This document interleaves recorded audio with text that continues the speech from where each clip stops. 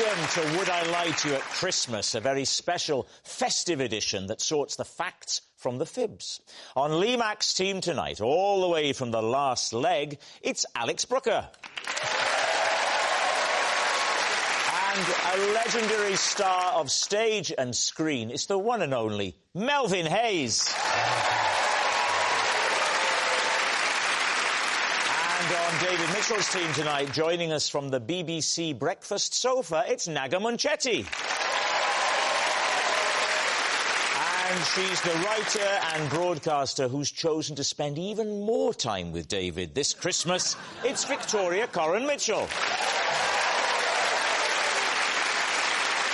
We begin with round one, Home Truths, where our panellists read out a statement from the card in front of them. To make things harder, they've never seen the card before. They have no idea what they'll be faced with. It's up to the opposing team to sort the fact from the fiction. Alex is first tonight. OK. One Christmas, I had to ask the bin men for some of their tip back after I accidentally gave them an envelope containing 500 quid meant for my builder. David's team. Oh, right. So, when was this? This was about 6 years ago. I mean, you're evading VAT, that's what you're basically saying. It's not illegal to pay cash. Yeah. It could be that he was paying them, I don't know, £420 plus VAT. Were you paying $420 plus VAT? No, he just wanted cash in hand, 500 quid. So you'd prepared, like the beginning of a thriller, a second envelope with a different amount in it for the bin men? Yeah, so if I don't see him, I just leave it out. On the bin? Yeah, like, just behind the bin, they know. So when did you realise that something was wrong? Well, when I got in and went to pay the builder, and it was 20 quid. What did you do? Just phone up, like, Huddersfield Council. And luckily, they were honest. Right. They were honest bin men. Question from Melvin Hayes. As an onlooker, Yeah. I believe him. Yeah. Thank you, Melvin. So you ring up the council. Yeah. Because it's quite difficult getting through to the council, I find, on the phone. There's usually a long phone menu. I've never listened all the way to the end, but maybe there's one if you've accidentally given £480 in cash to the bin men at Christmas, press 9. Yeah. As far as I can remember, it was fairly straightforward. And what did you say? I just said, look, I live at this address. And the person said what? You're being very, very confrontational tonight, David. And quite trying to look at you. You sat forward. Is it because Victoria's here? You're like a stag stood at the top of a mountain. Look at him. He's like this. I'll tell you about this. And showing off in front of your wife. Do you tip the bin men and the recycling men separately? No, it's the same people. On the same day? They collect it's on the same week day? on, week off. 1 week they're coming and doing the recycling, and 1 week they're coming and doing the bins. So they're there every week. Well, they do the recycling every week, but they take the green every 2 weeks. What about the brown ones? Well, they go every week. No, my brown ones don't. My brown ones go every 2 weeks. Do they? Blue every 2, green every 2. What are you brown putting every in 2. your brown? Well, I'm putting my garden waste in my brown. Yeah. What's in your green? My normal. Green recycling, brown food waste. Oh, no. brown- Food waste brown is in a gardening. small green one that you have to have Small completely brown separate. one. Small grey one. No, not green. Welcome to a brand new BBC show, Scenes from the Care Home. Right.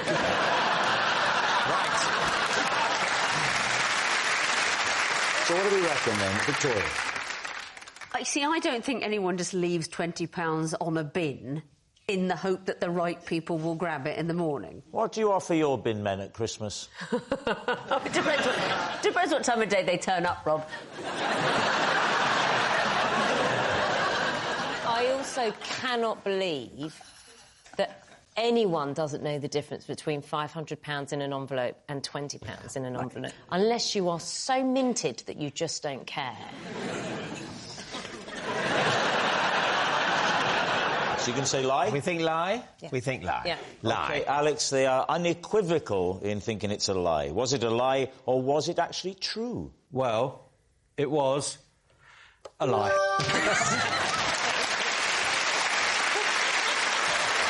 Yes, it's a lie. Alex didn't ask the bin men for their tip back.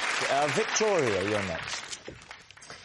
For our first Christmas together as husband and wife, David was startled by one of the gifts I got him. Please, team. It wasn't making a noise inside the wrapping paper, was it? What, a puppy? Well, I was thinking more of a rabbit.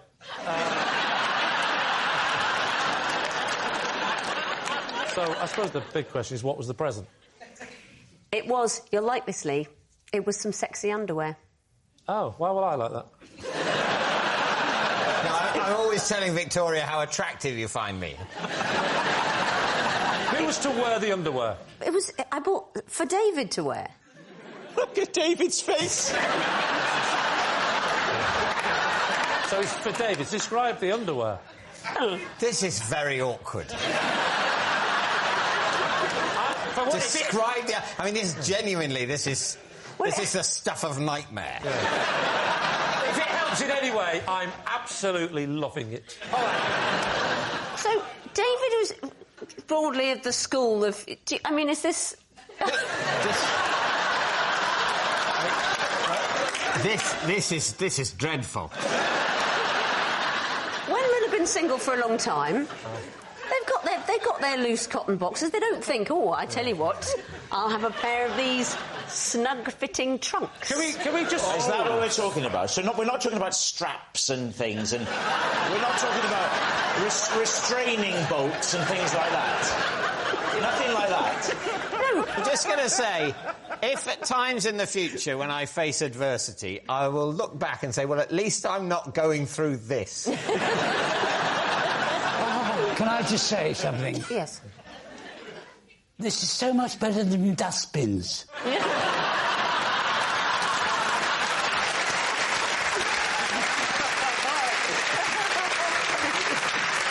So it's Christmas morning. It's your first Christmas together as a married couple. You hand him this package. He opens it. Talk us through the moment of realisation. He sort of went, oh, it's underpants. And then he realised they were a bit clingy and possibly, in David's mind, somewhat French, you know. How long did it take before he wore them? Has he ever worn them? Oh, yes.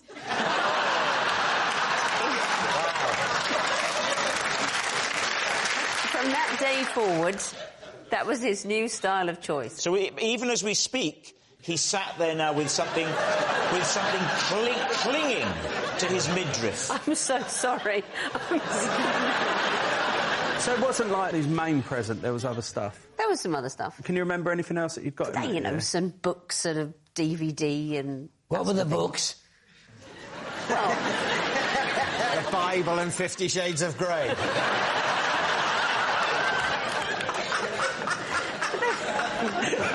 So, Melvin, what do you make of this? I'm just excited. What do we think? Truth or lie?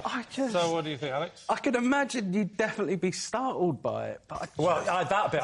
If David's worn the same pair of pants all of his life until that moment, and I suspect he has... The same pair The of... same type of pants. I think it's true. You do? So, Melvin thinks it's true. Alex? I hope it's true. You're going to say that it's true. OK, they think it's true. Victoria, was it true or was it a lie? It is true.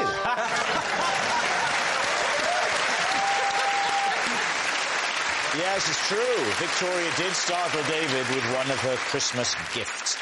Melvin, you're next. I was once given just half an hour to learn how to drive a double-decker bus along the edge of a cliff.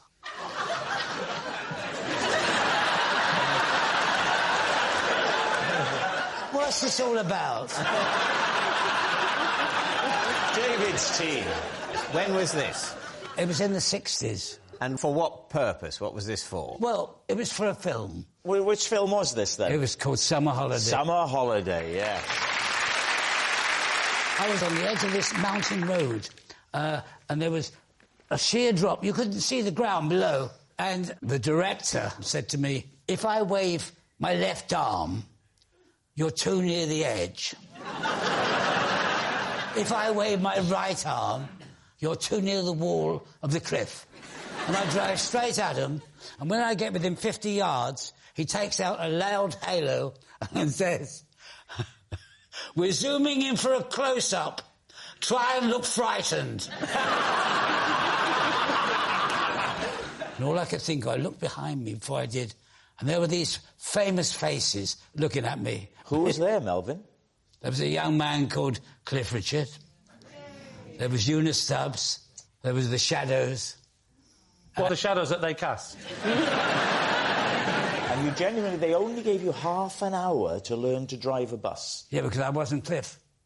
Cliff Richard I'm talking about, not the Cliff. Can I ask you this question? Eunice Stubbs said of that film that she found it impossible to remember the plot or any of her lines because Cliff Richard was so beautiful she couldn't stop staring at him. Did you have that problem? Yeah.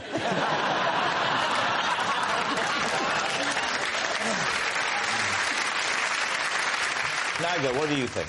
It's so plausible, and it's a brilliant story. Too brilliant to be a lie. Victoria.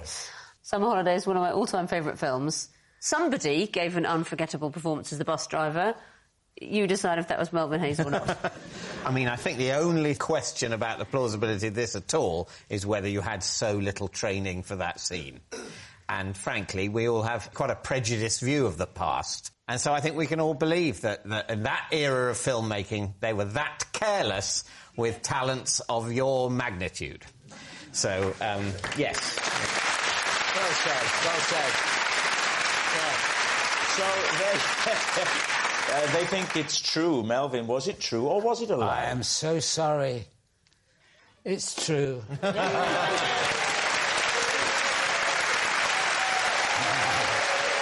Our next round is called This Is My, where we bring on a mystery guest who has a close connection to one of our panellists.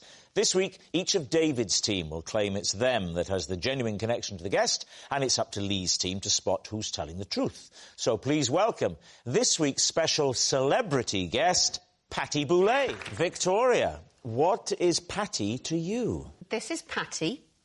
When she starred in a pantomime of Aladdin, I was in the same production. Right. Naga, how do you know Patty? This is Patty. When we appeared on the Pointless Celebrities Christmas special, we both failed to identify someone from a picture who's in this room. Oh, right. And David, finally, what's your relationship with Patty? This is Patty. At a Christmas concert, she handed me a mince pie to cure my rumbly tummy that was ruining Silent Night. So, there we have it. Lee, where will you begin? So, Victoria, when was this? Sometime in the 90s. But you weren't an actress, were you? No, well, it was a non-speaking role. Oh. What was the role? I was the lion. Oh, you were in a costume? Yes. I'm trying to remember where the lion features in that classic story of Aladdin. Well, as I say, it wasn't a big role, and I'll be honest, I was only in it one time. What happened was, I was telling a friend of mine that I had never seen a panto before, and she worked at a newspaper, and she said, oh, I can probably get you some free tickets to that. And I said, great. And then she rang me back the next day and said, better still, you can be in it. Because it was a promotional stunt. There's a lion that is in the show every night, and it's in a costume, and it was, oh, my goodness, a lion. Ah! Oh, my goodness, a lion. What's that doing in Aladdin? And who was Patty playing in this? Patty was, of course... Of course she was Miss Aladdin. Boulay, I should say, was the principal boy. Who else was in it? What are the names? I'm glad you asked me that question. Dennis Waterman and Barry from Heidi High. He was the Dane. Right. So was there a regular line that you replaced? Yeah, I think there was always a lion in it. Played by the same person every night? Well, I don't know. I was only there one time. Did you not ask if you're putting someone out of a job? It was all a bit of a blur. Dennis Waterman sang the Minder theme tune. Barry from Heidi High said, I'm off to Burger King, mine's a Whopper. And then there was a bit... I think you're telling the truth, because I knew Barry and he was a Whopper.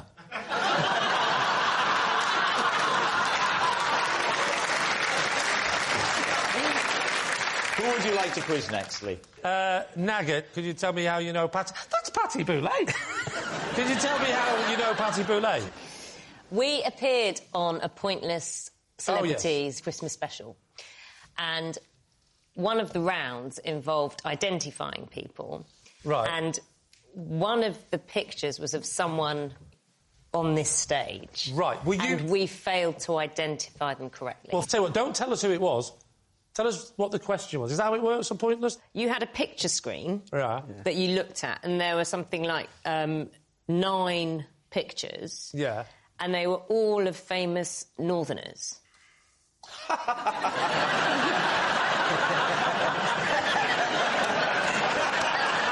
David, Merry Christmas. So it's me? Yeah. OK. I think from memory you can't get help off Patty. No, but in the celebrity one you can. Everyone whispers. You can get help off Patty? So even Patty doesn't know who I am? For God's sake, Patty! When you walked on, I went, where's Patty Boulay? Oh, it's Patty Boulay! And you didn't recognise this! Lee, sit down.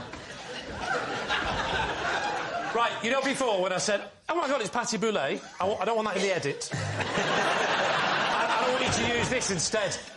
Who's that woman stood up? Who is she? So who did you think Lee was then when you made the guess? If you say Brad Pitt, I'll forgive you. Jimmy Nail.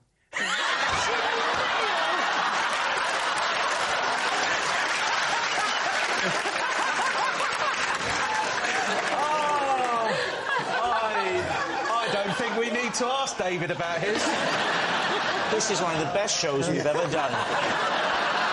Here's the question. Had it been a picture of Rob, if the category was Welsh people, would you have recognised Rob? Of course.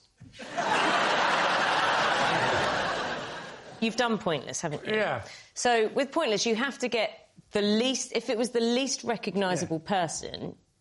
So you had to go at Lee. You'd get fewer points. Well, I mean, it sounds like a very good strategy. I would have gone for him as well, actually. What I love most about this is, even if it's a lie, she still says she thinks you look like Jimmy Nail. Do you know what? That's the worst bit. No. Because if you had to think on the spot and that...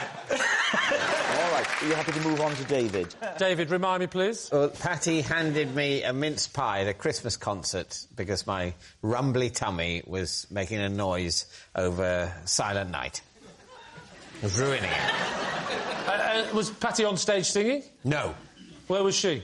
She was next to me, listening to the concert, holding a mince pie. Where was this, David? It was at the Royal Albert Hall. Oh, Right. lovely. I don't care about any other question than the one I'm going to ask. OK. Did she recognise you? I mean, look, I don't know. She seemed to. So no.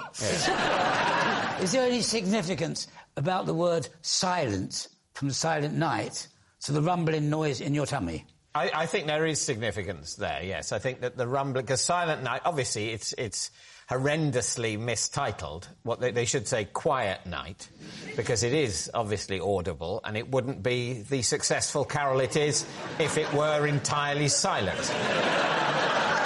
But nevertheless, it's one of the quieter ones, and the noise my stomach was making would have been less of a problem during, say, Hark the Herald Angels Sing. I'm sorry I asked. Yeah. So what? People often are. Did you say you were near the front? No, You I didn't say that. We were in a box. Oh. What was the occasion? It was like a BBC hospitality thing. Your stomach was that loud that it was audible for... It was actually ruining the performance. I don't think it was audible throughout the hall. What sort of noises was it making? Because stomachs make a variety. It could be a gurgle, it could be a whine, it could be all sorts of things. Just recreate for us using that versatile tool of yours. No, I don't want to use my mouth, but OK. Just recreate for us the sort of sounds that Patty would have heard. I think there was sort of...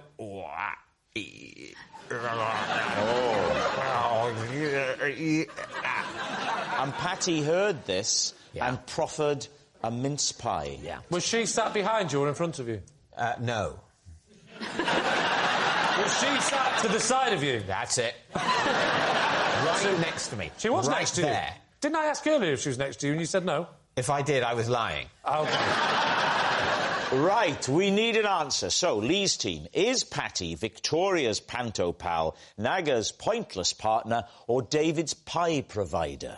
Let's take them individually, shall we? Right. So, Victoria. We like her. Well, we like her, but we can't just judge it by who we like. I'm just a bit worried because she's been standing there a long time. Yeah. She's liable to fall over. Well, what the audience don't realise is you're stood there, don't forget.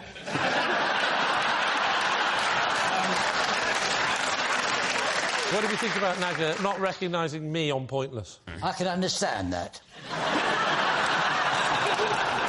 I wasn't sure until the Jimmy Nail comparison. And then you thought... Then I was like... Yeah. Yeah, that was... I mean... I thought she nailed it.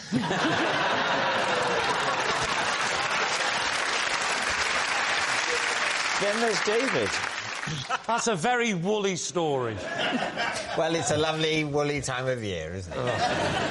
So who do you think is telling the truth here, Melvin? I think it's a very difficult game. I didn't realise. I'll leave it to the public vote. I think Naga. I think there's an obvious explanation, and that is that Naga knows who I am, but she forgot her glasses. So let's go with that.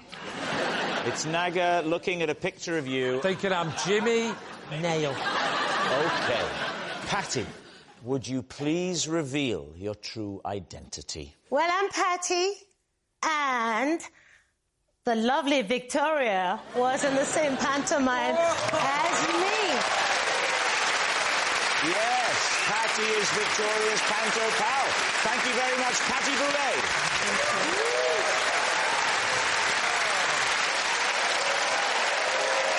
Which brings us to our final round, Quickfire Lies, and we start with... It's Lee. One Christmas, after spotting them stranded at the side of the road, I let a couple called Mary and Joseph stay the night. Because there was no room at the Premier Inn.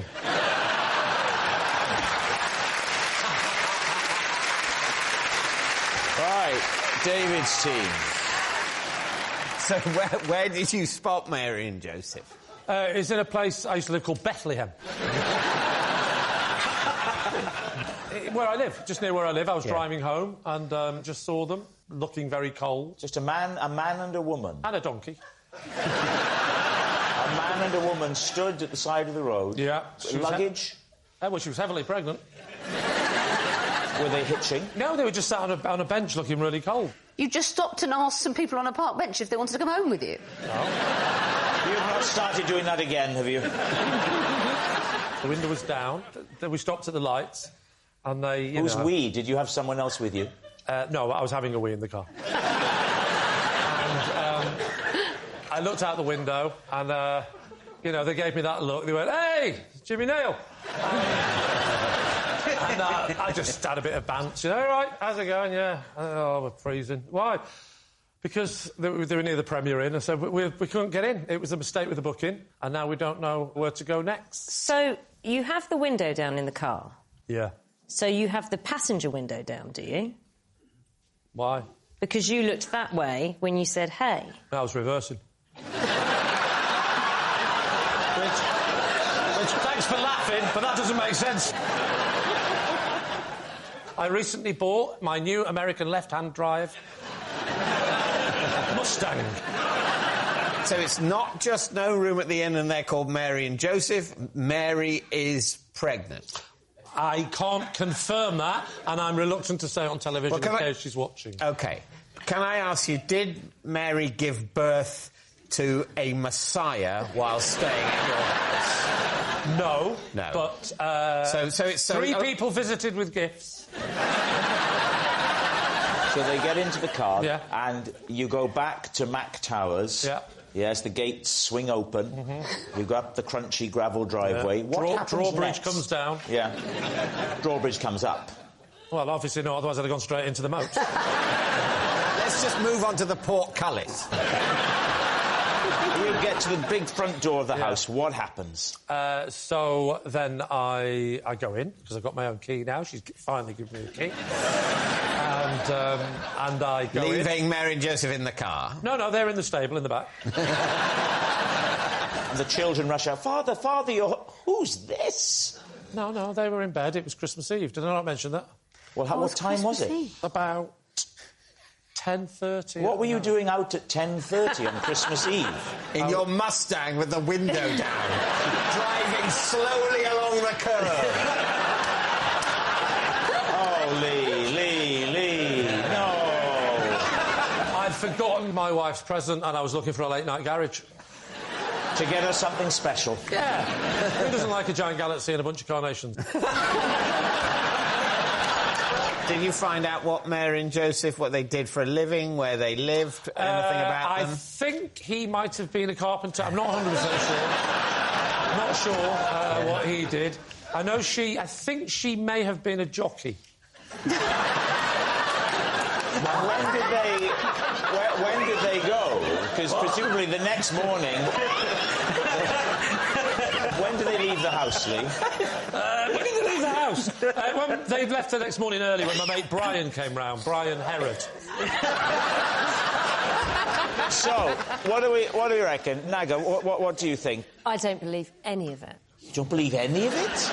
Victoria, what are you thinking? I think it's not true because of the words that he spoke. Yes, all right. So your whole team are solid on that. Yes, I think it's not true. All right. Yeah. Lee, they think it's a lie. Was it a lie or was it actually true? It was, in fact, a lie.